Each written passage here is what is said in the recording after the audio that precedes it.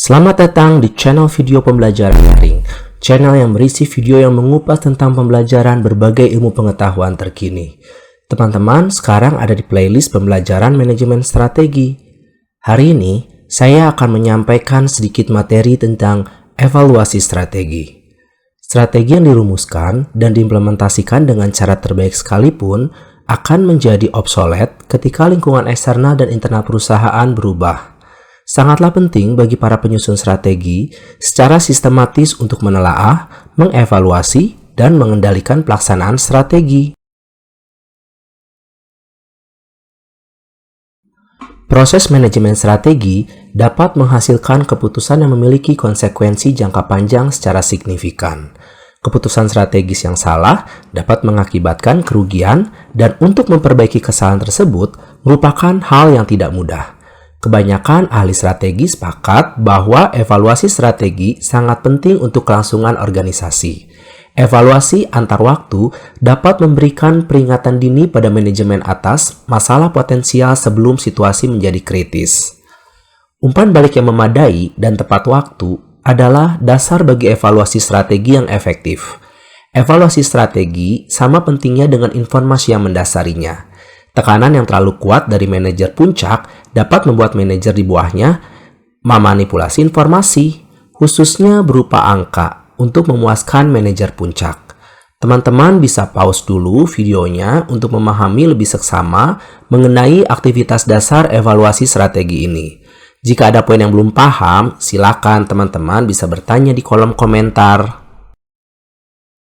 Evaluasi strategi sangat penting karena perusahaan menghadapi lingkungan yang dinamis di mana faktor internal dan eksternal sering berubah dengan cepat dan dramatis. Keberhasilan hari ini tidak akan menjamin keberhasilan di hari esok. Teman-teman bisa pause dulu videonya untuk memahami lebih seksama mengenai tantangan evaluasi strategi ini.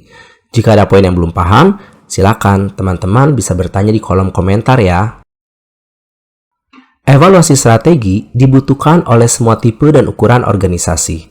Evaluasi strategi sebaiknya mampu mempertanyakan ekspektasi dan asumsi yang dibuat oleh manajemen, memicu tumbuhnya penilaian terhadap tujuan dan nilai, serta seharusnya menstimulasi kreativitas dalam menghasilkan alternatif dan memformulasi kriteria dari evaluasi. Manajemen by wandering around atau manajemen dengan berkeliling diperlukan di seluruh tingkatan untuk evaluasi strategi yang efektif. Aktivitas evaluasi strategi harus dilakukan berkelanjutan, tidak hanya pada akhir periode waktu tertentu atau hanya setelah masalah terjadi. Menunggu hingga akhir tahun adalah ibarat menutup pintu kandang setelah kudanya melarikan diri. Strategi yang sukses merupakan kombinasi antara kesabaran dan keinginan yang kuat untuk mengambil tindakan korektif saat diperlukan. Selalu ada masanya ketika tindakan korektif dibutuhkan dalam sebuah organisasi. Aktivitas evaluasi strategi penting lainnya adalah mengukur kinerja organisasi.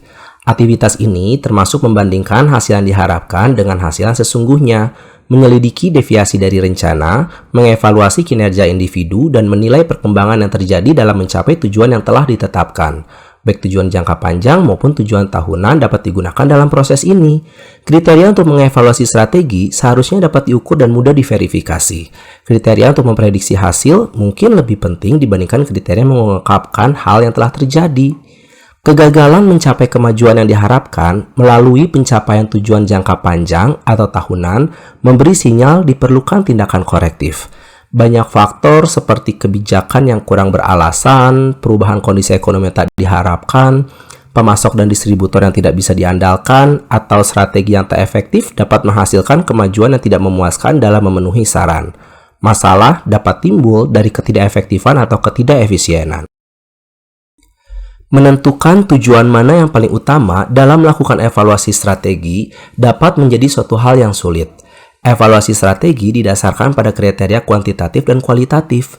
Memilih kombinasi kriteria yang tepat dalam evaluasi strategi bergantung pada ukuran organisasi, industri, strategi, dan filosofi manajemen. Misalnya, sebuah organisasi yang menggunakan strategi penghematan dapat memiliki kombinasi kriteria evaluasi yang jauh berbeda dengan sebuah organisasi yang menggunakan strategi pengembangan pasar.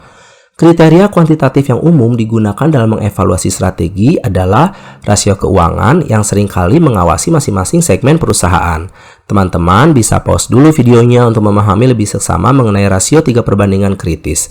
Kalau ada poin yang belum paham, silakan teman-teman bisa bertanya di kolom komentar ya.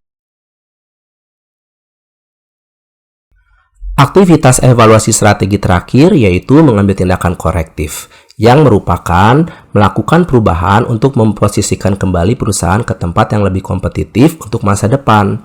Teman-teman bisa pause dulu videonya untuk memahami lebih seksama mengenai tindakan korektif. Kalau ada poin yang belum paham, silakan teman-teman bisa bertanya di kolom komentar. Balance Scorecard dikembangkan pada tahun 1993 oleh Profesor Robert Kaplan dan David Norton dari Harvard Business School dan diperbaiki secara berkelanjutan sampai hari ini. Balance Scorecard adalah evaluasi strategi dan teknik kendali. Balance Scorecard mendapatkan namanya dari kebutuhan yang dirasakan perusahaan untuk menyeimbangkan pengukuran keuangan yang seringkali digunakan secara eksklusif dalam evaluasi strategi dan mengendalikan dengan pengukuran non-finansial seperti kualitas produk dan layanan pelanggan.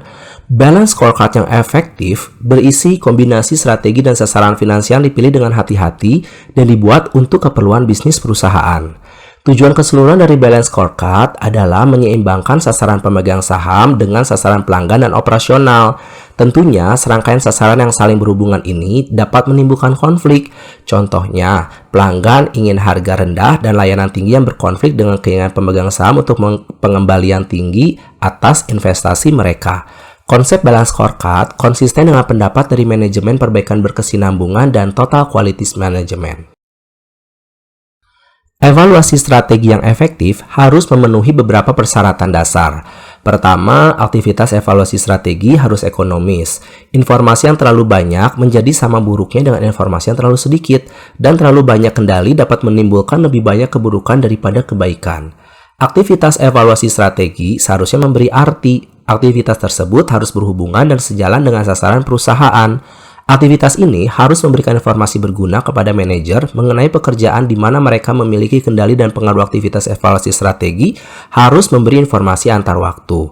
Pada kondisi dan area tertentu, seorang manajer mungkin membutuhkan informasi harian. Evaluasi strategi sebaiknya didesain untuk memberikan gambaran nyata dari hal yang terjadi. Contohnya, dalam kondisi ekonomi yang sedang lesu, rasio produktivitas dan profitabilitas dapat turun secara cepat dan mencemaskan, meskipun karyawan dan manajer bekerja lebih keras dari biasanya. Evaluasi strategi harus dapat memotret kejadian ini secara objektif. Informasi yang berasal dari proses evaluasi strategi harus dapat memfasilitasi pengambilan tindakan dan harus disebarluaskan kepada para individu dalam organisasi yang membutuhkannya sebagai dasar untuk melakukan tindakan. Manajer biasanya mengabaikan laporan evaluasi yang disediakan untuk tujuan informasi belaka. Tidak semua manajer membutuhkan semua laporan tersebut. Kendali seharusnya berorientasi pada tindakan dibandingkan berorientasi pada informasi.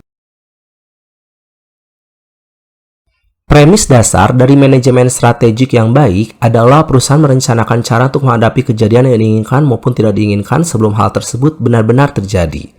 Banyak sekali perusahaan yang membuat rencana kontingensi hanya untuk kejadian yang tidak diinginkan.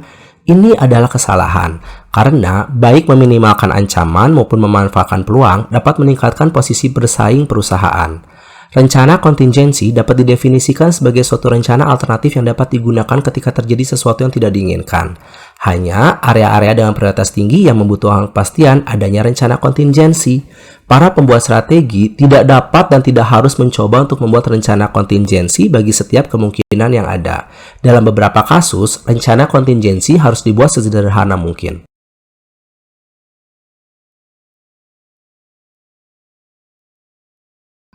Alat yang seringkali digunakan dalam evaluasi strategi adalah audit. Auditor memeriksa laporan keuangan perusahaan untuk menentukan apakah hal tersebut telah disusun berdasarkan prinsip akuntansi yang berlaku umum dan apakah mereka menunjukkan aktivitas yang benarnya terjadi di perusahaan. Auditor independen menggunakan standar disebut standar audit yang berlaku umum. Perusahaan akuntan publik seringkali memiliki divisi yang menyediakan jasa evaluasi strategi.